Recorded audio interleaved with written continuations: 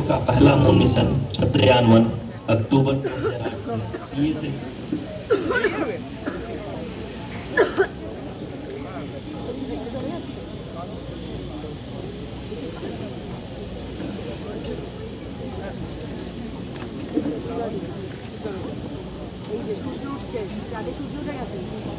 धन्यवाद आरुषि। अगर मैं सही मायने में कहूं तो अंतरिक्ष का कोई भी मिशन हो और चाहे किसी भी देश के द्वारा संचालित किया जा रहा हो, इसरो मिशन की निश्चितता और अनिश्चितता के बीच बहुत ही महीन अंतर होता है, जिससे कि एक मिशन सफल या असफल होता है। लेकिन ना हम थके ना हम हारे। हमने पिछली कमियों को सुधारते हुए आज पूरी तरह से आश्वस्त किया है कि लैंडर मॉड्यूल निश्चित तौर पे चंद्रमा के सतह पर सेफ और सॉफ्ट लैंडिंग करेगा। सभी दर्शकों के जानकारी के लिए अब हम इसरो के अब तक के सभी लूनर मिशंस को संक्षिप्त विवरण प्रस्तुत करेंगे।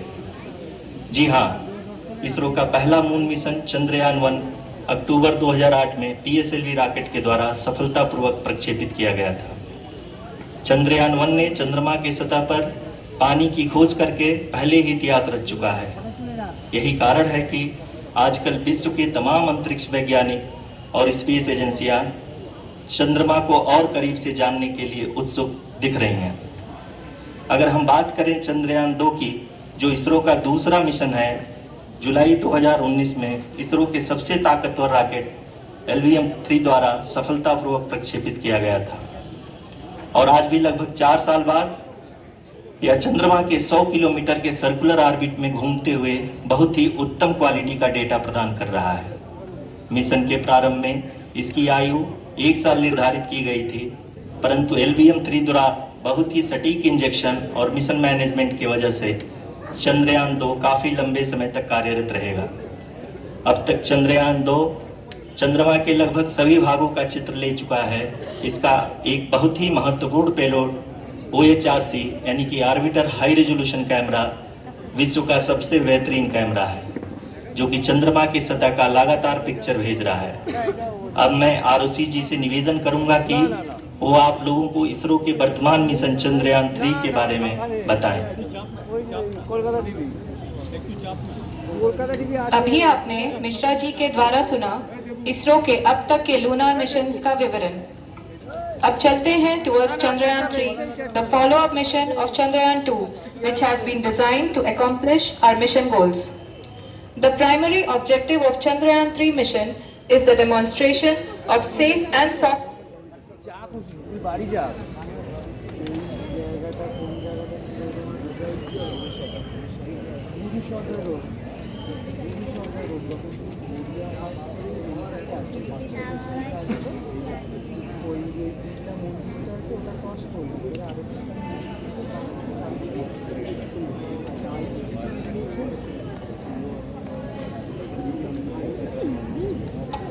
landing on the lunar surface.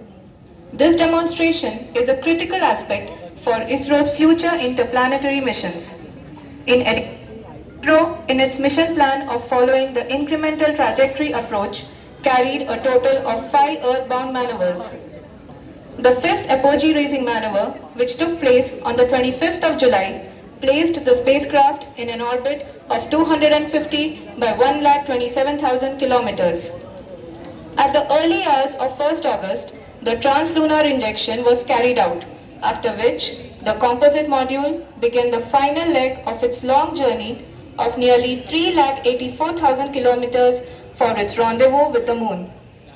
The TLI was a key step in the mission, enabling the spacecraft to escape Earth's gravitational pull and travel to the moon. An orbit of 288 by 3,69,328 kilometers was achieved at the end of the translunar injection. जी हाँ, translunar injection किसी भी interplanetary mission के लिए बहुत ही आवश्यक परंतु कठिन operation होता है। इस सफल मैन्यूवर के बाद चंद्रयान 3 पृथ्वी से दूर निकलकर चंद्रमा के प्रभाव क्षेत्र में एक हाइपरबोलिक ट्रेजेक्टरी के द्वारा पहुंचाया गया। पुनः 5 अगस्त 2023 को लूनर ऑर्बिट इंसर्शन के द्वारा चंद्रयान 3 को 160 किलोमीटर के पेरिलोन और 18,000 किलोमीटर के अपोलोन के साथ चंद्रमा के इलिप्टिकल ऑर्बिट में स्थापित कर दिया गया। टीएलआई के तरह एलओआई भी एक बहुत जटिल ऑपरेशन होता है। इसमें हमें यह ध्यान देना आवश्यक होता है कि उपग्रह के वेगमान को एक निश्चित बिंदु से घटाया जा सके, अन्यथा उपग्रह चंद्रमा के प्रभाव क्षेत्र से बाहर निकल जाएगा। एलओआई के सफलतापूर्वक परिचालन के बाद चंद्रयान 3 की कक्षा को 4 बार और परिवर्तित किया गया। इस दौरान चंद्रमा की अधिकतम ऊंचाई को घटाकर 160 किलोमीटर कर दिया गया। इस पूरी प्रक्रिया में प्रपल्सन मॉड्यूल का लगभग 755 किलोग्राम ईंधन का उपयोग हुआ और चंद्रयान 3 के वेगमान को लगभग 850 मीटर प्रति सेकंड कम कर दिया गया। लैंडर मॉड्यूल को लगभग 150 किलोमीटर के सर्कुलर ऑर्बिट में स्थापित करने के बाद 17 अगस्त 2023 को प्रपल्सन मॉड्यूल से अलग कर दिया गया। पुनः लैंडर मॉड्यूल के ऑर्बिट को 2 द्विदुष्ट मैन्यूवर्स के द्वारा 150 किलोमीटर के सर्कुलर ऑर्बिट से घटाकर 25 गुणे 130 किलोमीटर के एलिप्टिकल ऑर्बिट में स्थापित कर दिया गया। इस दौरान यह भी सुनिश्चित कर दिया गया कि 800 न्यूटन के चारों थ्रटेबल थ्रस्टर्स पावर डिसेंट के समय किसी भी चुनौती का सामना कर सकें। लैंडर मॉड्यूल इस ऑर्बिट में 4 दिन तक चंद्रमा की परिक्रमा करता रहा ताकि इसके सभी सब सिस्टम को पावर डिसेंट से पहले कार्यात्मक रूप से वेरीफाई और वैलिडेट किया जा सके। इस दौरान चंद्रयान 2 और लैंडर मॉड्यूल की आपस में बातचीत भी हो चुकी है। और संक्षेप में अब तक की यात्रा की बात करें तो लैंडर मॉड्यूल अब तक 21 बार पृथ्वी के और लगभग 120 बार चंद्रमा का चक्कर लगा चुका है और इस पूरी यात्रा में लगभग 55 लाख किलोमीटर की यात्रा भी पूरी कर चुका है।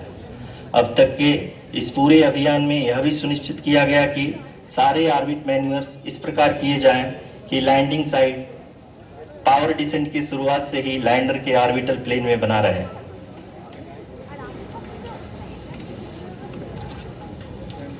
That is true indeed. We have arrived at the crucial juncture wherein the orbit plane contains the desired landing site at the start of powered descent. We are also happy to announce that live images from the Chandrayaan 3 lander imager camera is being received continuously. The demonstration of soft landing on the moon's surface is no ordinary feat due to the innumerable challenges and complexities involved. The lander velocity has to be killed from nearly 6,048 kilometers per hour without any aid from the thin and tenuous moon's atmosphere. The lunar dust at the time of landing and the craters and boulders scattered over the moon's surface make it further complicated to achieve this. The new and improved Chandrayaan 3 design has been built after envisaging all the scenarios which the lander module can encounter. With several software improvements, provision for full-level redundancies, a plethora of special tests, namely the integrated hot test, integrated cold test, and lander leg drop tests were carried out for the lander module. The success of these tests has provided great confidence in the performance of all the onboard sensors, propulsion system, and associated guidance, control, and navigation algorithms. The key findings during the tests have been able to improve the overall system performance. The largely unexplored south pole of the moon has been chosen as the intended landing site since there is a possibility of finding ice and other minerals which would be vital resources for future explorers. Apart from continuing investigations pioneered by Chandrayaan 1 and Chandrayaan 2, the Chandrayaan 3 mission will also provide invaluable data to the science community around the world. Let us give our viewers a glimpse on the configuration of Chandrayaan 3 mission.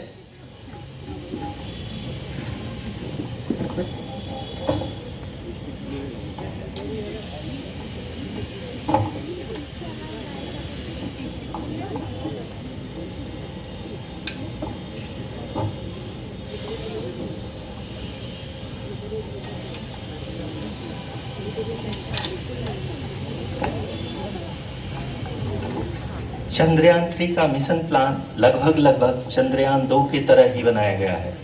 यहाँ यह भी सुनिश्चित किया गया है कि चंद्रयान 3 को rocket से अलग होने से लेकर के चंद्रमा के निकटतम कक्षा में स्थापित होने तक सारी गतिविधियां चंद्रयान 2 के तरह ही हों। और अब हम यह कह सकते हैं कि यह प्लान पूरी तरह से 100% सफल रहा।